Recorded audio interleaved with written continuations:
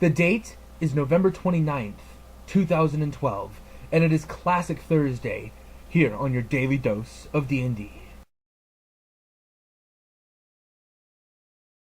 So, welcome to Classic Thursday, where we talk about classes. And today's class is going to be a subclass, as a matter of fact. We talked a little bit about it yesterday. It is the Thief from the Heroes of Fallen Lands source. The Thief is a subclass of Rogue, and it simplifies the character and focuses on melee basic attacks. And it does this very, very well. Like the Rogue, the Thief gets sneak attack, but it also adds a couple of other things, like backstab and movement tricks, to be able to get combat advantage more easily.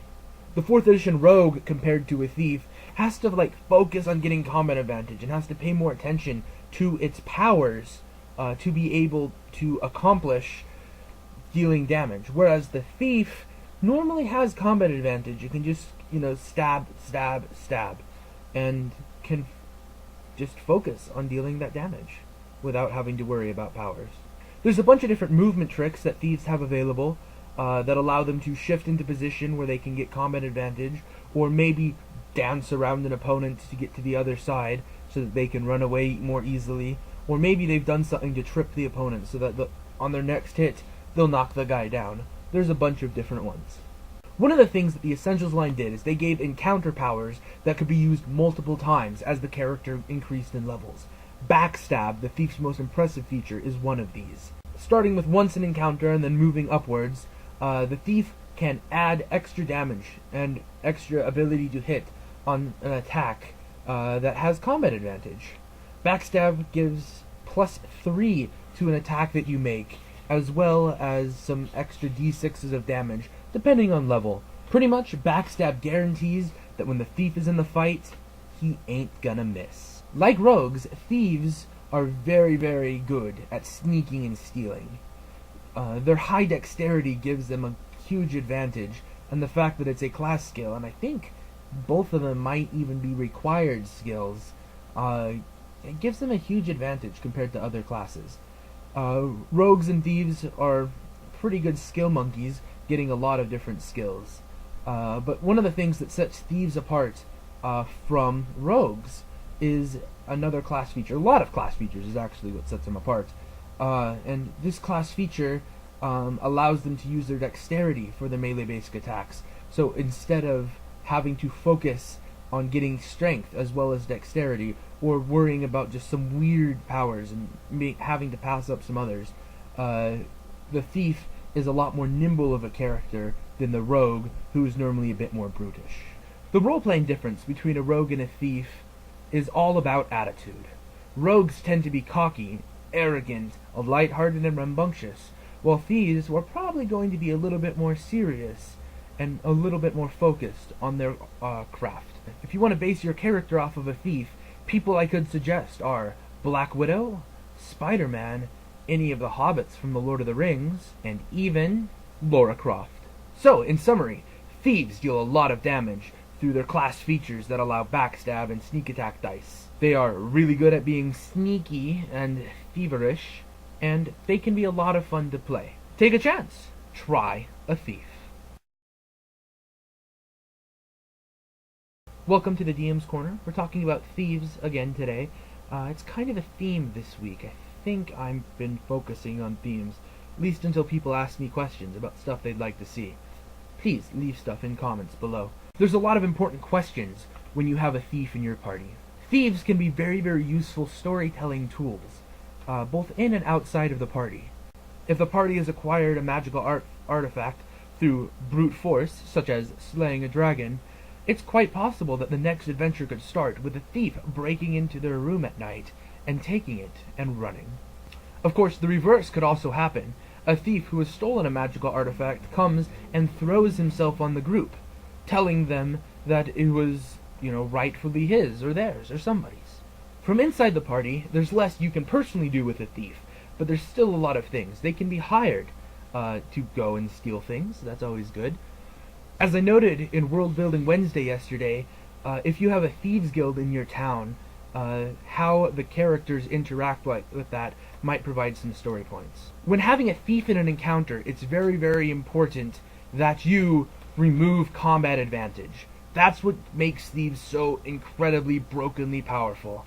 And mind the reflection in my eyes as I turn to my notes. So, I came up with 5 or 6 different ways that a thief can get combat advantage.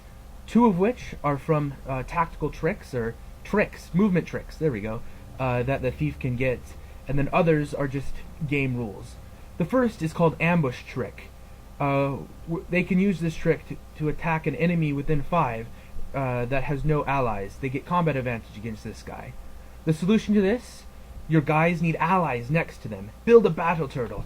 Build a mob of people against it. And your thief enemies are not going to get combat advantage against that. And therefore a little bit less effective and have to maneuver to attempt to deal their damage. The second movement trick is called tactical trick.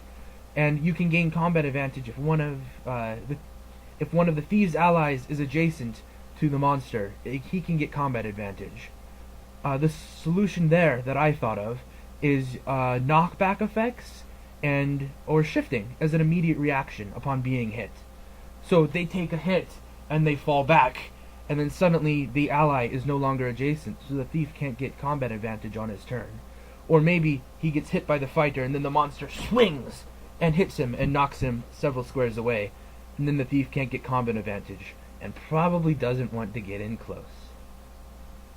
Flanking is an in-game rule that gives combat advantage, and with that you need to shift and you need to push and you need to keep your allies around you and just make sure that the enemy PCs aren't going to be able to pin you down. Thieves are also going to be really good at turning invisible and hiding, and unless you're doing like really high perception checks or maybe tremor sense, there's not much you're going to be able to do against that. And if they've put that much effort into their character to make that happen, there's not a lot that you really should do unless it is seriously game breaking. And in that case, refer to when I talked about having fun at D&D before. Thieves also get going first in combat as a way to gain combat advantage against pretty much everything. And there's not a lot you can do about that other than make things just as fast as them or try and get a surprise round. But that's only for the first round that they get that combat advantage. So give them one round of it and then show them that they're not going to deal their damage. Another way that you can make it so a thief doesn't have combat advantage is, like the thief gets combat advantage when it's invisible, it does not gain combat advantage when your monsters are invisible. As it says in the rules concerning combat advantage, a creature must be able to see a target to gain combat advantage against it. This rule means a blinded creature cannot have combat advantage against anyone. So if you just have a random thing in the room that shoots mud at people and makes them blinded for until the end of their next turn, yeah, that's going to be way annoying, but hey, that thief isn't getting combat advantage. When your characters are playing a thief, odds are they're going to want to try and steal stuff. And it's important that you both let them get away with things and not get away with things. If they're going through the campaign stealing stuff from your NPC's uncle's house, then that's something they shouldn't get away from. They should get punished by that NPC who's standing there watching them do it. But if they want to go and, just pickpocket somebody on the street, they're probably a good enough thief that they can get around it. So it's important to know when consequences should be called upon. And if you're in a civilized town and somebody's being caught as a pickpocket or whatever, the punishment is probably going to be pretty harsh. And if you let them roleplay and go through the motions of being a thief to let them take stuff, you should also roleplay and go through the motions of them being punished for taking stuff. Closing remarks today. As you may have noticed, if you've been watching all of my videos and paying attention to things, there was a lot less structure and reading through what the class did this week as compared to when I talked about the Slayer last week. If you like that, leave me a comment down below to tell me that you like that. I'm interested, because it was much simpler than, going through and doing the Slayer, but it was a lot less precise, and so I'm not sure if people want precision or they want simplicity.